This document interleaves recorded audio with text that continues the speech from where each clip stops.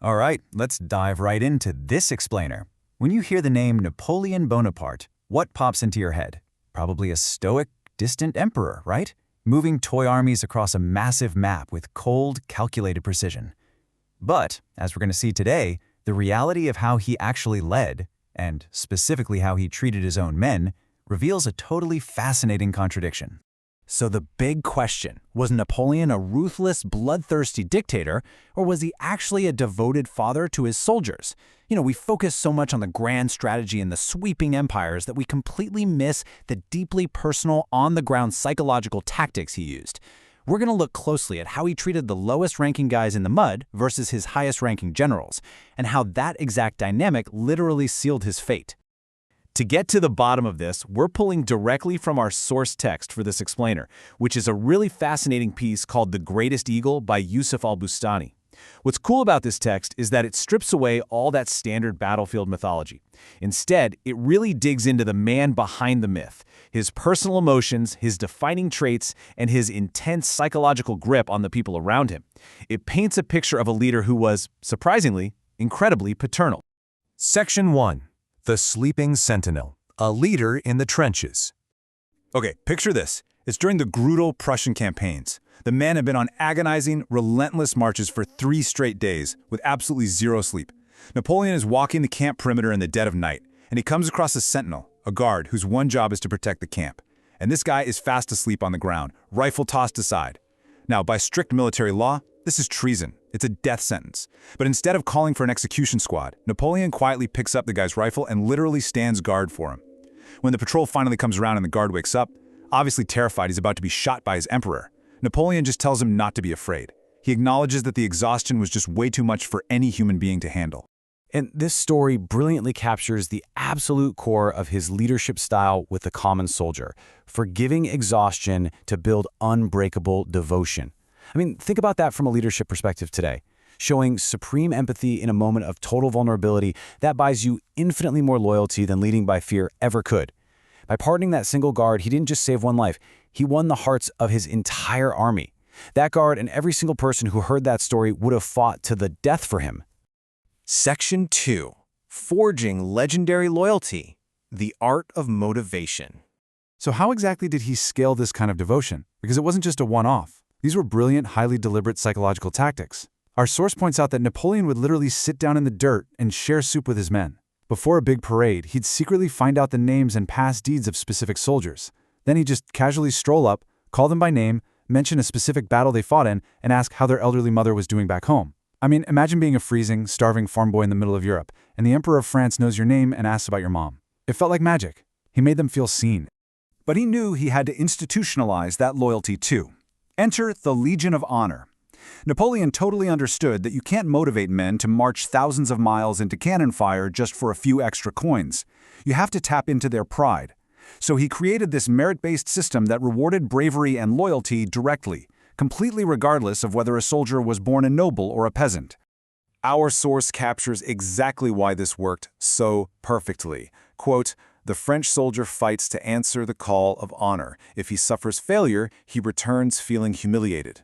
Napoleon had a profound grasp of human psychology. He knew for a fact that the drive for honor, the absolute fear of humiliation, and the deep desire to be recognized by their father figure commander was literally the strongest fuel imaginable. History really likes to feed us this myth of the distant, ruthless commander who just saw his men as numbers on a spreadsheet. But the reality presented in our text is completely different. We're talking about a paternal leader who ate their meager rations and who was famously known to walk the battlefields after the fighting stopped just to personally check on his wounded men. He absolutely did not shy away from the horrific realities of what he was asking his army to do. Section 3. The Tolerance Paradox, Forgiving Bitter Rivals. Now, let's look at how he treated his political enemies. Take Carnot, for example. Here's a guy who actively opposed the empire. Your average dictator would have introduced him straight to the guillotine. But Napoleon's reaction? He gives him a 10,000 franc pension and hands his military rank right back. Or take Bernadotte, an actual, literal conspirator. Instead of a firing squad, Napoleon elevates him to marshal and makes him the Prince of Pontecorvo. He genuinely believed he could just win over his enemies by bearing them in overwhelming generosity. His unbelievable confidence is perfectly captured in his own words about General Clark. He said, I do not want to search if he is sent to be a spy on me or not. I am publicly declaring that I forgive him. Napoleon's belief in his own destiny made him strangely lenient. He much preferred to forgive, utilize, and just absorb his former enemies into his own ranks rather than destroy them. Section 4. The Seeds of Betrayal, Generosity's Fatal Flaw. Now here's where things take a really dark turn. On one hand, you have the rank-and-file soldiers. They are starving, freezing, and totally exhausted, yet they fight with this legendary, unshakable loyalty because of that deep emotional connection we just talked about. But on the other hand, you have his top generals. Napoleon had showered these guys with unimaginable wealth, royal titles, massive palaces, and the result? They got comfortable. They got soft. They became super hesitant to risk the incredible, lavish lives he had literally handed them. You can actually feel the bitter realization in his words when he confronted his elite marshals, guys like Marat. He told them, "You just want to stay in your beautiful palace in Paris." It hit him like a ton of bricks.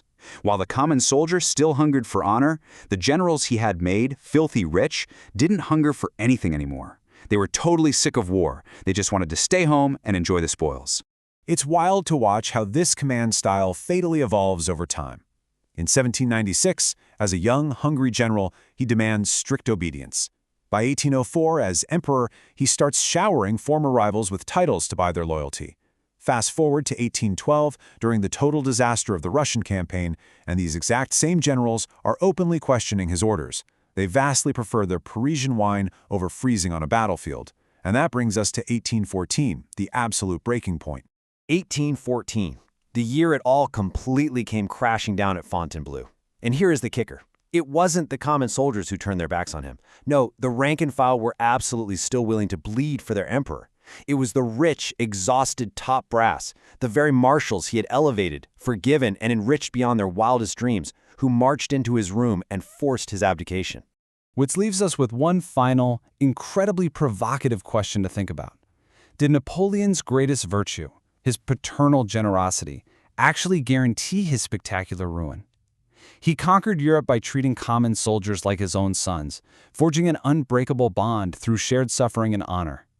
But by applying that exact same indulgent generosity to his rivals and generals, he essentially created a class of men who had everything to lose and absolutely no desire to fight. It's a fascinating paradox of leadership, for sure, one that defined his unprecedented rise and perfectly engineered his dramatic downfall. Anyway, that wraps up our explainer for today. Thank you so much for joining me, and I really hope this gave you a completely new lens through which to view one of history's ultimate commanders.